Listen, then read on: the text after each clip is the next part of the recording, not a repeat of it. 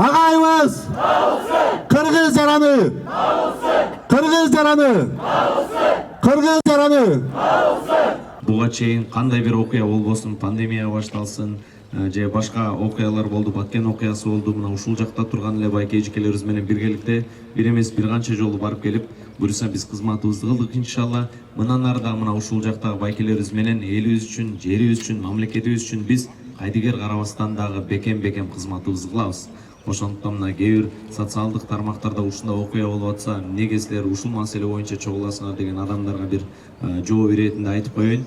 Буюрса биз ар дайым бүт мамлекетибиздин кызыкчылыгын коргой турган түрдүү, мындай айтканда, жардамга, түрдүү кызматка баарыбыз даярбыз иншалла. Буга чейин дагы кызмат кылып келдик, мындан ары да улантабыз.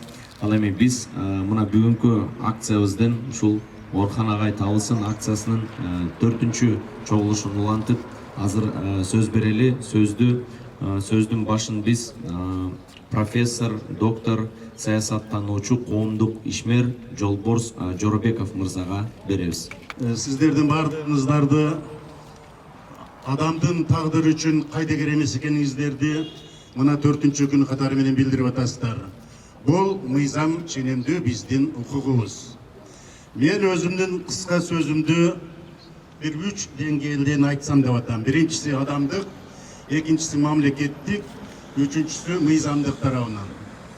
Адамдык тарабынан айта турган болсок, мен Орхан Инанды менен 95-жылдан бери абдан жакшы дос болчубуз. Орхан Инанды биринчи келип себатты баштаганда ошондо эле биз советтик менталитет менен калыптанган адамдардын көпчүлүгү каршы болгонбуз. Азырга чейин ар түрдүү ойлогондор бар.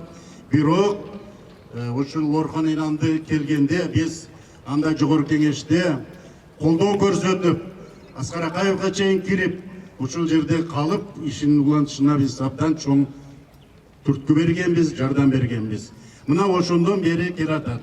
Ошончо мен жакында эле социалдык билдирүүлөрдө жаздым. Орхан Инанды кыргыз интеллигенциясынын жаңы формациядагы адамдарды тарыялоодо чоң рол ойноду. Ал эми бизде айтып коюшат, бул диндик магыт экен, анан кийин келечегибиз мындай болот, анан кайсы бир тоталитардык, деструктивдүү кайсы бир күчтөрдүн немеси бар экен, Турция менен байланышы, башка деген. Булардын бардыгы суу кечпейт.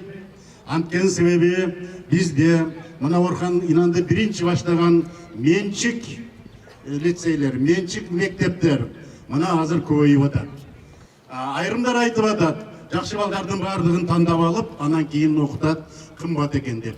Азыр дүйнөдө окуш оңой эмес, арзан окуу жок.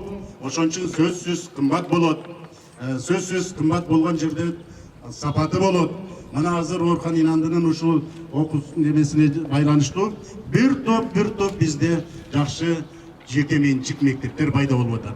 Бул мезгилдин талабы. Экинчи жагынан караганда бизде чын өтө азыр кыйын мезгил болуп турат.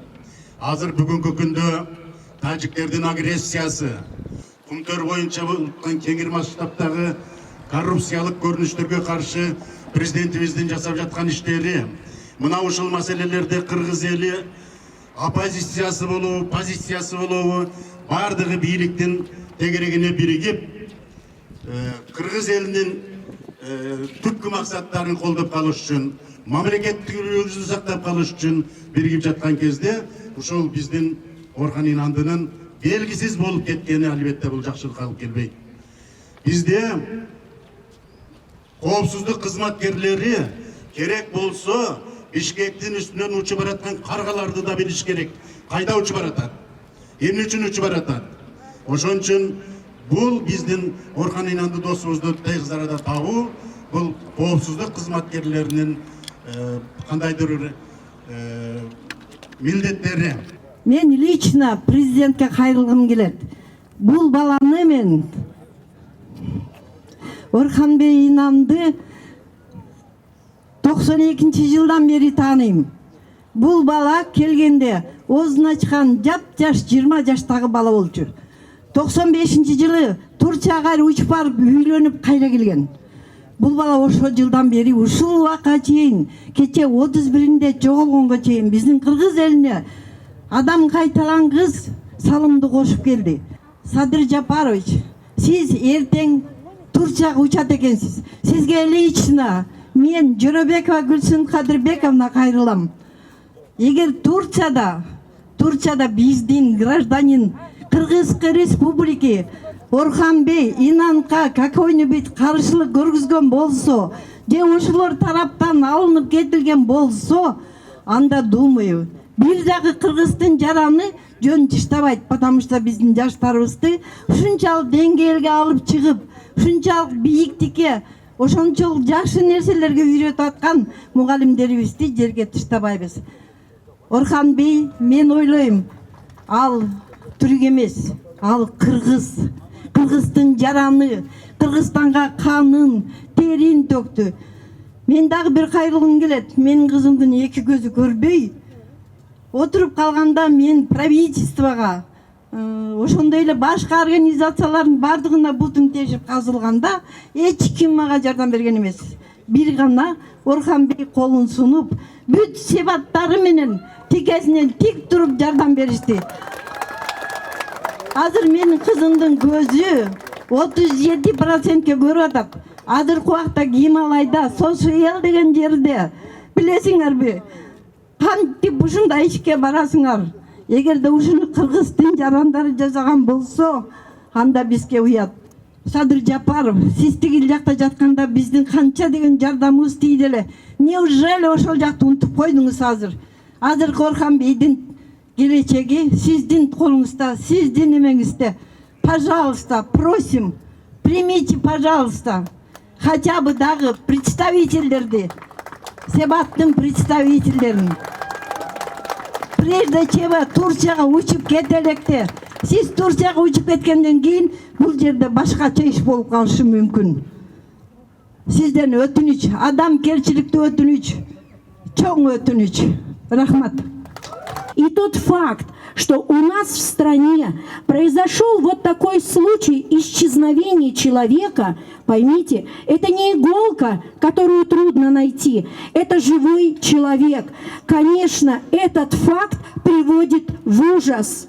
И поэтому мы все неравнодушные люди, кыргызстанцы, собираемся каждый день для того, чтобы обратить внимание, что мы все беспокоимся за судьбу Орхан Инанды. Это замечательный руководитель. Любые проблемы частного порядка, государственного порядка он решал всегда дипломатично, быстро, правильно. Это дорогого стоит. Поэтому таких людей, как Орхан Инанды, нельзя терять в стране.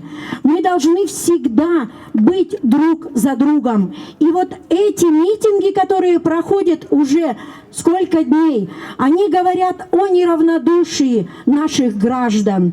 Спасибо всем за то, что мы приходим сюда, за то, что мы волнуемся, мы молимся все за то, чтобы он остался живым и невредимым, чтобы наше правительство, наши правоохранительные органы, силовые структуры приложили максимум усилий для того, чтобы найти Орхан Инанды.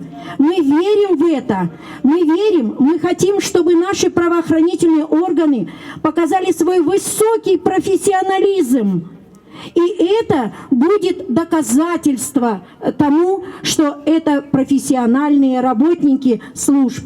Поэтому мы надеемся и верим, что Орхан Инанды жив, что мы будем вместе, мы продолжим работу вместе с таким замечательным человеком.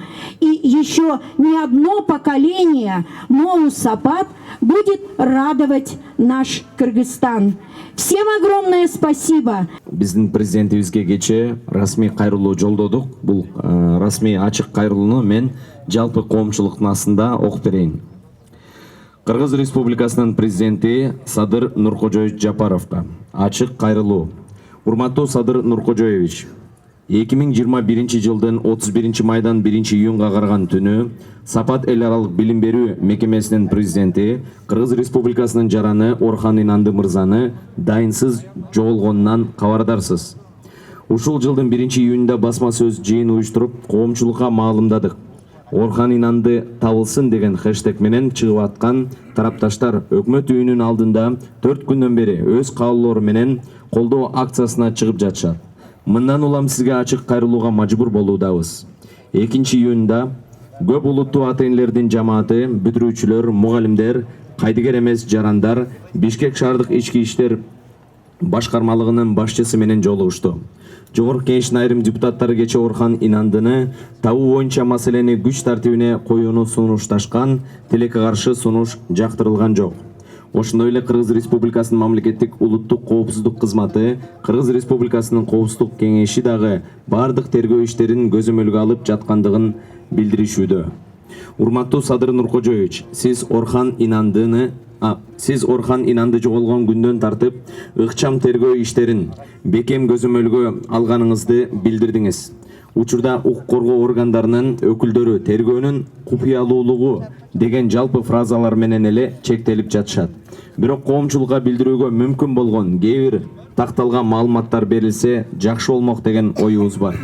Кыргыз Республикасынын Конституциясынын гаранты катары сизден бир кыргыз жаранынын тагдырына кайдыгер карабаган жалпы кыргыз элине бул маселени өзүңүз жеке көзөмөлгө алып, укук коргоо органдарына Кыргыз Республикасынын жогорку кеңешинин жыйынында тергөө иши боюнча Орхан Инанды мырзанын үй бүлөсүнө, тарапташтарына жана жалпы коомчулукка кеңири маалымат берүү боюнча тапшырма берүүңүздү өтүнөбүз. Бул өкүнүчтүү окуяга кайдыгер эмес миңдеген жарандар сизден бул маселени эң кыска аралыкта чекит коюп берет деп ишенет.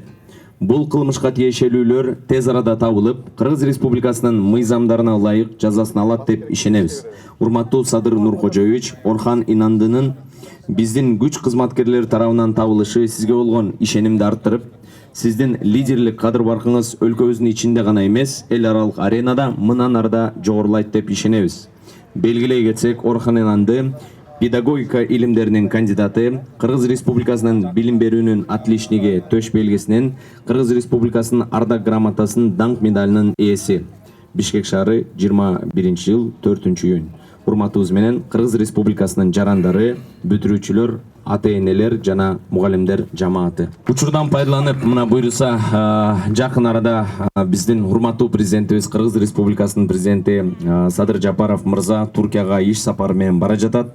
Буйруса иш сапары менен барган кезде дагы албетте ортодо сапат билим берүү мекемелери тууралуу сөз болушу мүмкүн. Сапат билим берүү мекемелеринин саясатка эч кандай буга чейин тиешеси болгон эмес. Мындан дагы эч бир учурда саясатка тиешеси болбойт.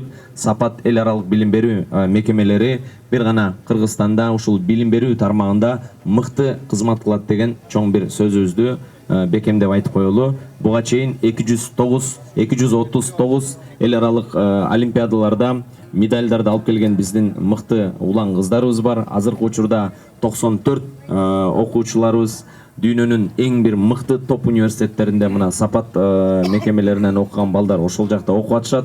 15 000 бүтүрүүчүбүз бар. Азыр 12 000 мына балдарыбыз окуп атышат. Буйруса булар дагы Кыргызстанга кызмат кылат жана билим берүү тармагында көптөгөн мыкты иштерди аткарат деген чоң үмүтүбүз бар. Буйруса Садыр Нуркожоевич мырза, ушул сапарыңыз ийгиликтүү болсун деген жакшы бир тилегибизди айтабыз. Анан Орхан Инанды мырза тез арада табылышын тилек кылабыз. Ассаламу алейкум, алгач амандашабыз. Мугалимди жоготуп бүгүн муңдун күүсүн татабыз. Адамзат деген ушундай таңдай агарып атабыз, күндөй кызарып батабыз. Кетсин жоголсун деп митингге чыгып жүрчү эле, бүгүн келсин табылсын деп жатабыз. Билбеген жанган албетте бир эле түрк жоголду. Билген жандарга билимибиз тонолду. Ал эми Орхан Инан жөнүндө бир айтып кетсем болорбу? Мындан 30 жыл мурун илгери ордомду желеп басканда, орустан чыгып өзүнчө мамлекет ооматтуу жолго шашканда, Кытайдын арак шарабы кыргын салып басканда, Orhan Bey gelip ошондо ондогон мектеп ачканда жоламан болуп кетерде жол көрсөткөн жаштарга, маңкурт болуп кетерге максатты койгон асманга. Ал эми бүгүн карасаң уурулар кирип мекенге уу чачып жатат тасмалга. Бүгүнкү менин кеңешим жараткан Алла бир өзүң жардам берчи тапканга. Салымын кошту кайбир жан, салуугаң аны капканга. Улутка мугалим керек, дайым умтулуп өргө шашканга.